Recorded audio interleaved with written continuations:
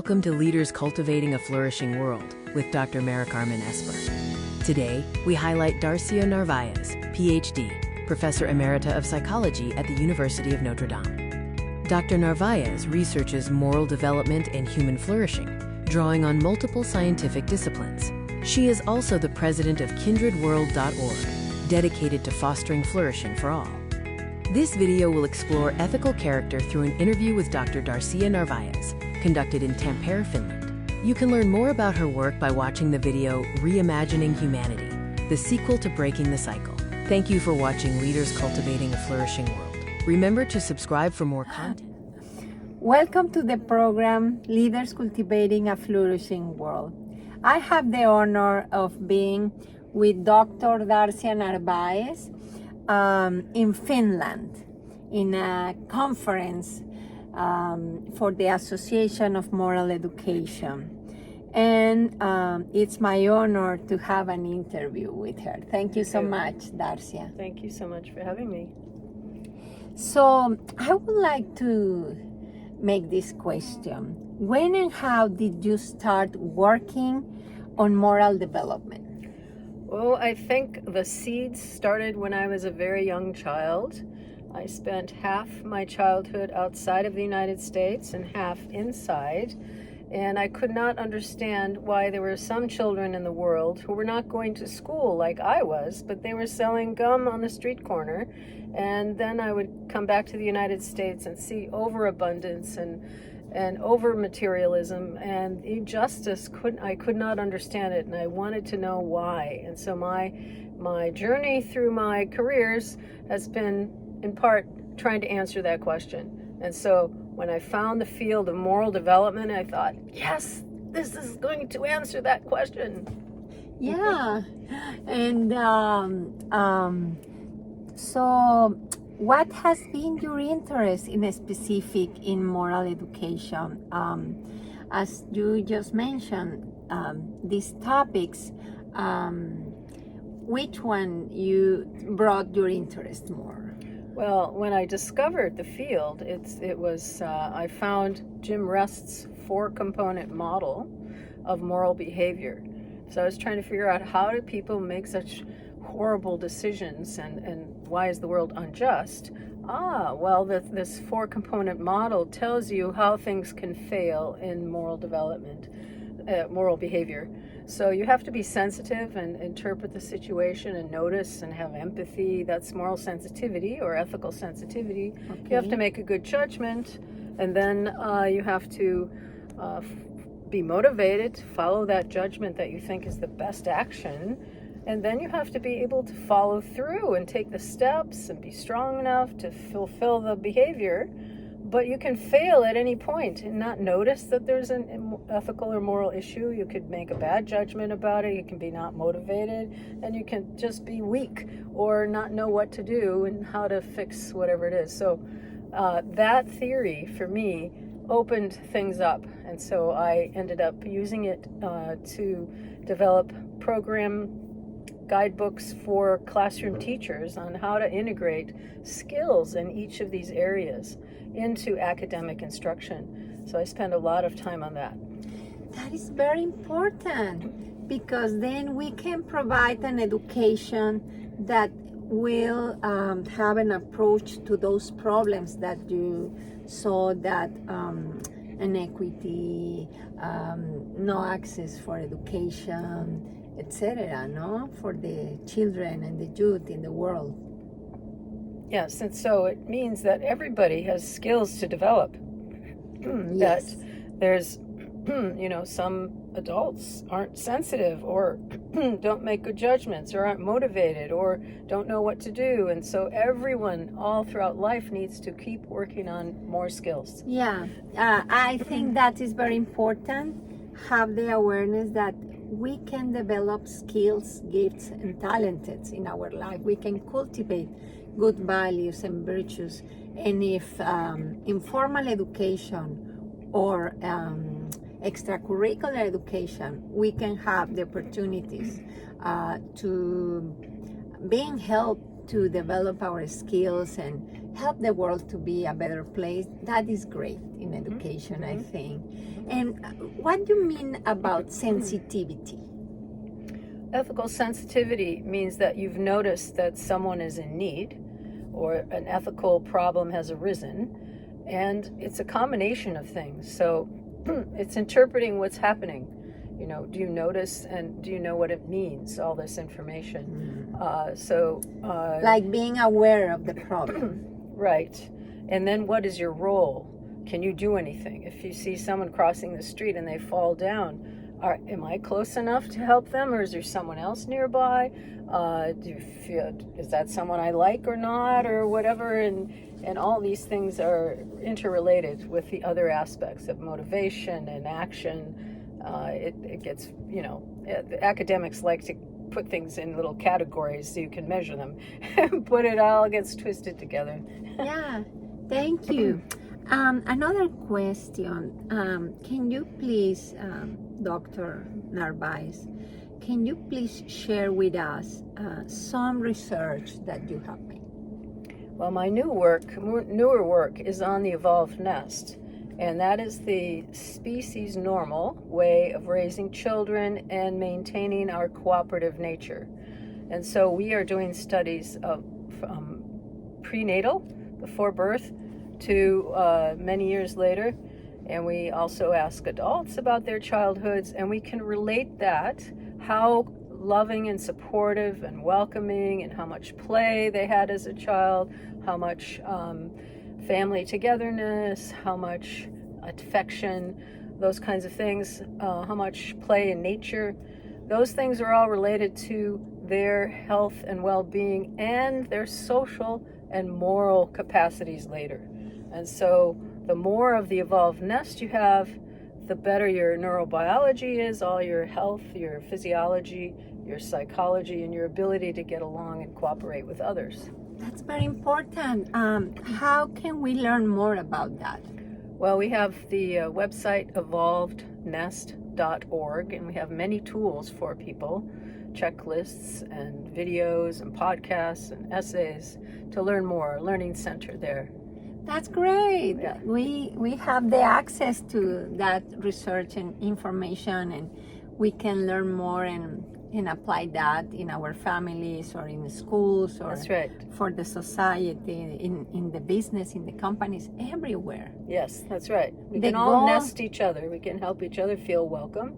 We can help each other be affectionately treated the way we prefer. And we can be playful with one another and encourage nature connection, to honor nature as a partner. Yes, and I have learned during my research that human relationships and how somebody is treated or how somebody treats other is one of the most important things to flourish. Another question, Dr. Narvaez. What values do you consider are very relevant for the youth now, in these moments of the history? That's a difficult question for me to answer, because I think the adults are the ones who have to model the values, the desires, the skills that are required for living a good life. And the children, the young children, just imitate.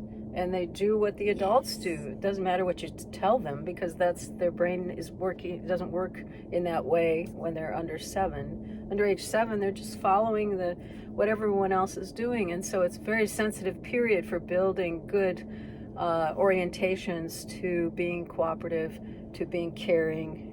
However the young child is treated is what is building their skills to be that way in their life.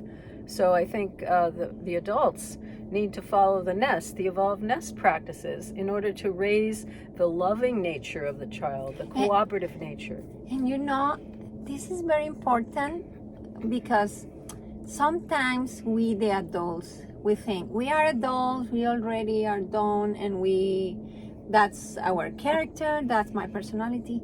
And that's not correct. You're right. Because as you are saying, we are educating others with our actions, with our personality, with our lives, with our example, good and bad. So it's very important to reflect as adults, whatever is our work or position in the society, as parents, as businessmen or women, teacher, police, doctor, lawyers, any position, any work we do, it's very important to have that attitude of building our character with virtues. And never is too late to be better or to change for better and learn virtues, skills, positive character traits, values, ethics, so we can be the best version of ourselves and be a better person every day. I write about how many of us did not receive the evolved nest, the fullness of the nest, and so we can be more easily triggered into feeling unsafe or withdraw or get angry and want to be the dominant person in the situation. And we have to learn a few things. We have to learn to self-calm. We have to learn to recognize when our jaw is getting tight and we're starting to feel mad or scared, and learn techniques to calm ourselves down, because the mindset you're in affects what you think. It affects what you think is possible. So when you are afraid or angry, you're not going to be compassionate or open-minded or open-hearted and see those possibilities. You see the possibilities for taking revenge or taking flight, So we have to learn how to be calm, because then we can be fully virtuous in the moment with others. We can, then be flexible and attuned to the others and not focused on ourselves because we've been triggered. Thank you. And how can we promote character education, Darcia? And how can we promote moral development in the society in general, as a citizen, as a person, but also if we work in education? Well, I talk about morality being a neuroeducation from the beginning of life. So we need to all support mothers who are pregnant with a child and encourage her to have positive feelings towards the child, because that's shaping the brain to be cooperative, to be pro-social, or unsupported and stressed, is shaping that baby's brain to be self-centered, because the stress response is too activated and becomes habitual. So we all need to support every stage of life and be considerate and welcoming and playful, and honor others with the realization that we are all connected. We share our DNA, 99.99999%. We are kin, and that means not just with people but with nature. We are, we share 50% of our genes with bananas. So thank the banana when you are eating it. So morality is about everything we do. The whole earth is a moral space. Can we be virtuous towards all of nature, towards everyone who's different, human, non-human? They are all filled with life, with creation, with the energies of becoming together. So for me, morality is about the whole way you live your life. Are you living it in a way that's gracious, that's open, that's encouraging, enhancing the well-being of others? Yeah, that's beautiful. And be aware that we all have a mission, all the creatures, as you say. Mm-hmm. So we have to respect and protect human nature from the very beginning, and try to help everybody to flourish, and then flourish yourself. And that means we will give good fruit on earth. That's right, yes. With our everyday effort. And we have sufferings and we have problems, because that's the normal thing in life. Challenges, but that's part of the adventure of existing. Mm-hmm. And it's like some games that you're jumping obstacles and then you go back and then you go three more and spaces and that makes life interesting. That makes us stronger. And I think adversity and problems can make us be a better person and learn other virtues that we didn't practice before. Right. Like in pandemic, we learn a lot of things to modify our mindset, to change our habits, to be resilient, to be stronger, to interact in the same small space, doing different things, etc. So I love what you said about how all the creatures, we have a goal, a mission, a meaning, and we can help each other as a society to flourish. No? Yes, with all our kin, all our relations. That means the non-human and human. Yes. And take care of the world too. Yes. Because it's our world, it's our home for everybody. Yes. And so what will be your message for the society, for the leaders in education, in politics, for the world? What would be a message you would like to share for this program, Leaders Cultivating a Flourishing World? Well, I would encourage everyone to cultivate in themselves and in others their fullness. So that means your heart, your spirit, as well as mind. We have overemphasized the intellect at the expense of heart-mindedness, of following the unique spirit of each child, each person that has a gift to offer the world. And we kind of want to make everyone the same and controllable. No. Enjoy, encourage the diversity, encourage unpredictability, encourage the flourishing, which requires the diversity more and more of the whole planet, right? That's what evolution is. It's more and more diversity. It's not more of the same. Yeah. Right? And that makes the world richer and more interesting and fun, and learning from other cultures and foods and behaviors and etc. Yeah, and you have to learn to be self-calm, because if you're easily stressed, diversity is scary. You don't want it. You want predictability. Don't make me anxious, right? So you have to learn to self-calm and then welcome the diversity. Thank you so much, and I appreciate so much your time for this interview and your reflections and everything. And I invite all of us to reflect on this.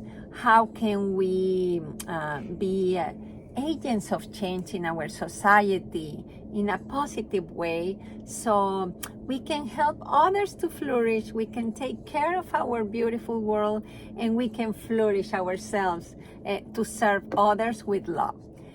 Thank you so much, Dr. Darcia Narvaez. It has been an honor, this conversation with you. Thank you for having me. And thank you, all of you, for following this channel with interviews with experts in the world in human flourishing, moral development, character education. Thank you so much. Have a nice day. Thank you, Dr. Narvaez.